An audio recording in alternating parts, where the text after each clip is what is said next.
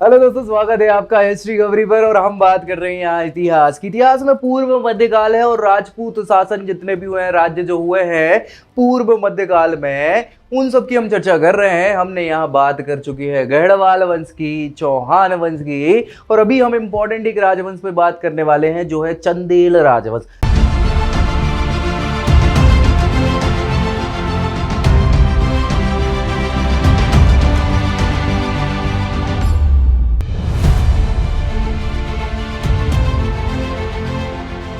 भाई चंदेल राजवंश भी राजपूत राजवंश हुआ कर रहा था, राज्य हुआ कर रहा था जो बुंदेलखंड पे शासन कर रहा था। खजुराहो का नाम आपने सुना हुआ होगा, नहीं सुना तो सुन लो भैया। बहुत ही बड़ा यूनेस्को विश्व धरोहर में शामिल है और खजुराहो के मंदिर जो है सुप्रसिद्ध है, भारत ही नहीं विश्व भर में, और लोग वहां घूमने आते हैं। सो वो पूरे के पूरे जो खजुराहो के मंदिर है उनका निर्माण चंदेल शासकों ने कराया है। अपने आप में अद्भुत कलाकारी का नमूना प्रस्तुत करते हैं खजुराहो के मंदिर। कैसे उन्होंने बनाए, क्यों बनाए और कैसा था चंदेल राजवंश, सारी चर्चा हम इस वीडियो में करने वाले हैं। तो बने रहिए मेरे साथ। कहां? चंदेल राजवंश। ये भी राजपूत राज्य ही है और इनके उदय में एक बुंदेलखंड में एक नया राज्य चंदेल वंश के रूप में आ रहा है। चलिए देखते हैं चंदेल वंश के बारे में। सो भैया चंदेल वंश का उदय जेजाक भुक्ती, क्या नाम है? जेजाक भुक्ती एक शासक हुए हैं, जेजा। ठीक है, सो जेजा के नाम पे जेजाक भुक्ती रख दिया था नाम। चलिए, या इसको बुंदेलखंड कहते हैं। क्या कहते हैं? बुंदेलखंड। आप देखेंगे तो मध्य प्रदेश का बिल्कुल उत्तरी बॉर्डर जो है, उत्तर पूर्वी बॉर्डर, ठीक है, उत्तर और उत्तर पूर्वी। इसके अलावा जो उत्तर प्रदेश है, उत्तर प्रदेश का दक्षिण पूर्वी भाग जो है वो क्या है? वो पूरा का पूरा बुंदेलखंड। जैसे झांसी ग्वालियर, झांसी वाला जो इलाका है, झांसी ललितपुर बांदा महोबा, ये पूरा जो इलाका है उत्तर प्रदेश का, और मध्य प्रदेश के टीकमगढ़ छतरपुर पन्ना अन्ना वाला, ये सारा इलाका जो है वो बुंदेलखंड के रूप में जाना जाता है आधुनिक तौर पर। और यही वो इलाका था जहां शासन हुआ किसका? चंदेल वंश का। ठीक है, सो देखते हैं जेजाक भुक्ती या बुंदेलखंड में क्या हुआ था। इस वंश का उदय हुआ था। कब हुआ था? जिसकी राजधानी क्या थी? खजुराहो थी। भैया खजुराहो आज भी है और विश्व प्रसिद्ध है, तो मुझे ज्यादा बताने की जरूरत है नहीं। ठीक है, चंदेल राज्य की स्थापना जो है 9वीं शताब्दी, कौन सी? 9वीं शताब्दी में किन्ने करी है? नन्नुक ने करी है। नन्नुक, याद रखना, ये नाम पूछ लिया जाता। चंदेल वंश के संस्थापक कौन है? सो नन्नुक है भैया। कब करा इनने?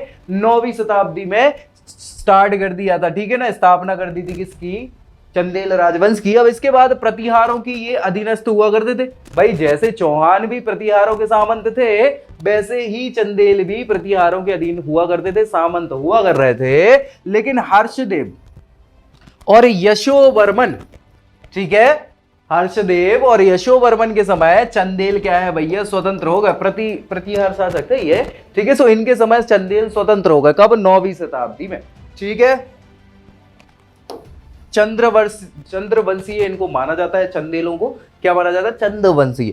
तथा राजपूतों के जो 36 कुल हैं अलग अलग, उन 36 कुलों में इनका नाम भी मिलता है। सो ये राजपूत माने जाते हैं भैया। चंदेल वंश के संस्थापक नुन्नुक जो है, नुन्नुक, इनके पोता थे। पोता जो है उनका नाम था जय सिंह। क्या नाम था? जय सिंह। और इन्हीं को जेजा के नाम से बोलते थे, जेजा।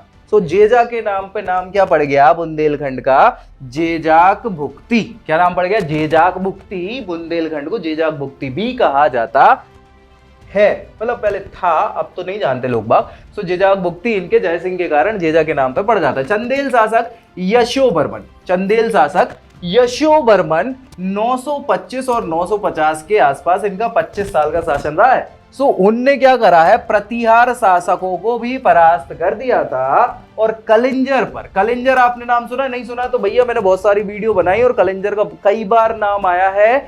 बांदा जिला है, बांदा जिला उत्तर प्रदेश में आज की समय में पड़ता है, और बांदे जिले में कलिंजर का विश्व विख्यात किला है, जो ऐसा माना जाता है कि अजेय किला कहलाता था। उसको जीतना बड़ा मुश्किल काम होता था, कुछ ही राजाओं ने जीत पाया उसको, बड़ी मुश्किल से, वो भी मतलब ऐसे नहीं कि डायरेक्ट आप जीत पाए हो, उसको धोखे से ही जीता गया है वो किला। ठीक है, सो कलिंजर का विश्व प्रसिद्ध किला हुआ जाता है, वो अपराजेय किला था। सो कलिंजर पर अधिकार कर लिया था। किसने कर लिया था अधिकार? यशोवर्मन ने, प्रतिहारों को हरा के। ठीक है, और कलचुरी, पास में कलचुरी साम्राज्य हुआ कर रहा था, परमार वंश हो रहा था, ये मध्य प्रदेश के ये सारे। ठीक है, उड़ीसा के जो है सोमवंशीय शासक हुआ कर रहे थे। कौन से? सोमवंश के शासक हो रहे थे, को भी इसी चंदेल शासक ने, इसी चंदेल शासक मतलब यशोवर्मन ने भैया परास्त किया था। तो हल्का पतला मत लेना, बिल्कुल बहुत पराक्रमी चंदेल शासक हुआ करता था यशोवर्मन। ठीक है भाई साहब। इसके बाद उसने क्या कर दिया भैया, कश्मीर पे भी अटैक किया, गोंड देश पे अटैक किया, मिथिला पे, बिहार वाला जो क्षेत्र है वहां पे उनसे भी संघर्ष कर लिया था। ठीक है। सो खजुराहो के जो प्रसिद्ध मंदिर हैं, उन प्रसिद्ध मंदिर में एक मंदिर है विष्णु मंदिर। कौन सा? विष्णु मंदिर। विष्णु बराह मंदिर है विष्णु का। ठीक है। उसका निर्माण किसने करवाया? यशोवर्मन ने ही कराया। हाँ याद रखना। ठीक है। उस समय भैया वहां पे ये मान के चलो 100 से ज्यादा मंदिर हुआ करते थे खजुराहो पे। अब तो भाई गिरेचो ने 20-25 मंदिर ही सही अवस्था में बचे हैं, बाकी तो सब जर्जर अवस्था में हो गए। लेकिन उनमें अभी विष्णु मंदिर भी बचा है। तो विष्णु मंदिर आप जाओगे तो बड़ा भव्य मंदिर है। ठीक है। इसके निर्माण किसने कराया था? यशोवर्मन ने कराया था, इसी पराक्रमी शासक ने। यशोवर्मन के बाद हम बात करें, उनका पुत्र हुआ करता था धंगदेव। ये भैया ये अपने आप में ये भी मान लो बहुत प्रतापी शासक हुए धंगदेव। ठीक है। सो 950 से 1002 ईस्वी, मतलब 52 साल, अपने आप में 52 साल केवल शासन किसने? अकबर ने किया। अकबर को जानते होंगे। सो अकबर जैसे ये व्यक्ति है, महान पराक्रमी व्यक्ति है। चंदेलों का सबसे शक्तिशाली शासक हुआ है कौन? धंगदेव। ठीक है। प्रतिहारों से पूर्णतः मुक्त कराने का श्रेय भी किसको जाएगा? धंगदेव को ही जाता है, चंदेलों। ठीक है, उनको ही जाता है। और इसके अलावा कांची मतलब समझ रहे, साउथ में पहुंच गए आप, कांचीवरम की बात चल रही है। ठीक है। कांचीवरम, बरार मतलब कौन सा क्षेत्र? विदर्भ, बरार, महाराष्ट्र वाला। लंका बोले तो श्रीलंका वाली बात चल रही है। कौशल के शासकों को उसने परास्त कर दिया था, मतलब सब साउथ में भी परास्त कर रहा है। तो सबसे पराक्रमी शासक है।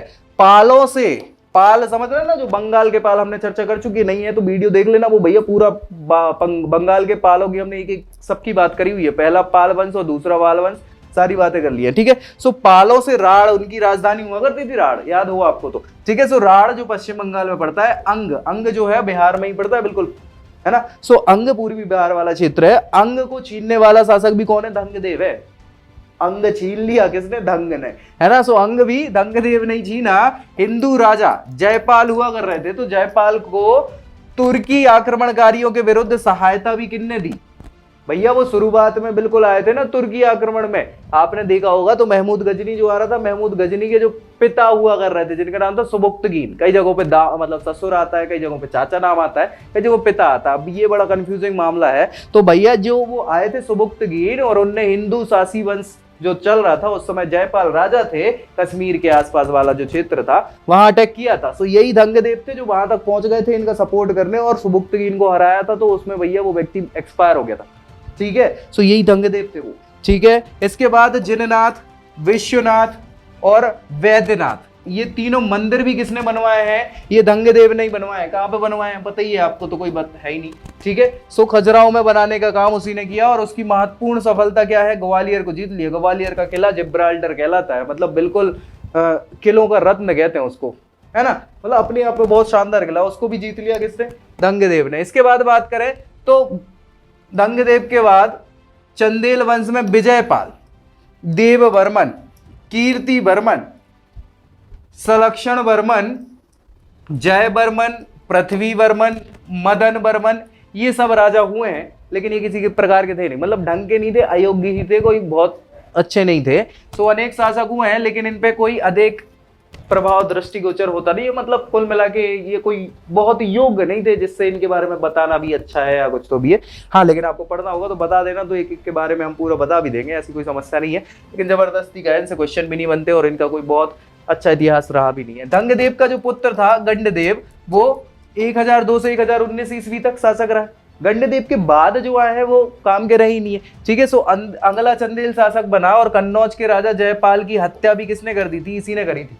वो हमने देखा था ना कि वो जयपाल, वो राज्यपाल थे, जयपाल के बाद राज्यपाल होंगे। सो जयपाल की हत्या करके त्रिलोचन पाल को शासक गंडदेव ने ही बनाया था। त्रिलोचन पाल मतलब ये जयपाल, कई जगहों पे राज्यपाल इनका नाम मिलता है। और ये वो शासक थे, जब वो गजनी आया था, तो ये भाग गए थे भैया शासन छोड़ के कन्नौज का, कैसे भाग गए थे ये डर के।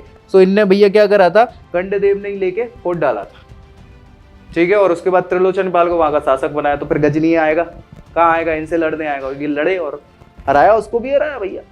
तो चलो यही है, गंडदेव नहीं बनाया था। गंडदेव का पुत्र विद्याधर, और ये भी बहुत शक्तिशाली शासक है अपने आप, अंतिम शक्तिशाली मान लो, मैं तो कहता हूँ भाई। चंदेल वंश का अंतिम शक्तिशाली शासक कौन है? विद्याधर ही है। इसके बाद कोई ढंग का शासक हुआ ही नहीं है। ठीक है। इसके बाद बात करें चंदेल वंश का अंतिम महाराजा परमर्दी देव बोलते हैं या परिमल बोलते हैं, इनको परिमल रासो लिखा हुआ है, ठीक है। सो परमर्दी देव जो है इन्हीं के समय में जो सेनापति आलाउदल की हमने चर्चा करी है और जिनका युद्ध किससे हुआ, पृथ्वीराज चौहान से हुआ। सो ये थे शासक, लेकिन वो हार गए थे, तो इतने बहुत महान शासक तो इनको नहीं बोलेंगे, लेकिन ठीक है, ये भी पराक्रमी शूरवीर हुआ कर रहे थे, जिसने 1162 से लेके 1202 तक 40 साल कम नहीं होते भैया, ठीक है, सुशासन किया है। और परमर्दी के समय वीर योद्धा कौन कौन से, आलाउदल इतिहास में बहुत फेमस है भैया, कभी इनकी कहानी बताऊंगा पूरी एक एक, है ना।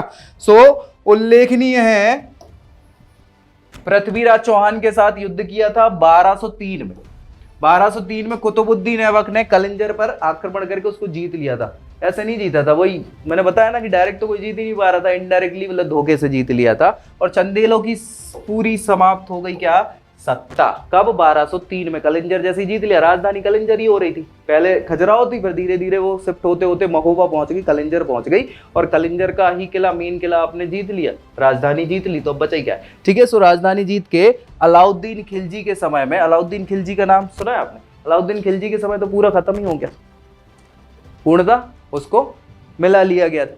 तो अलाउद्दीन खिलजी का समय का 1296 से 1306 है ना, कि 1316, 20 सालों का शासन है भैया। सो उसी समय खत्म हो जाता है पूरा चंदेल वंश, ठीक है। कोई दिक्कत परी प्रॉब्लम, इसके साथ ही खत्म हो जाएगा चंदेल राजवंश। और मिलते हैं नेक्स्ट वीडियो में, तब तक के लिए जय हिंद।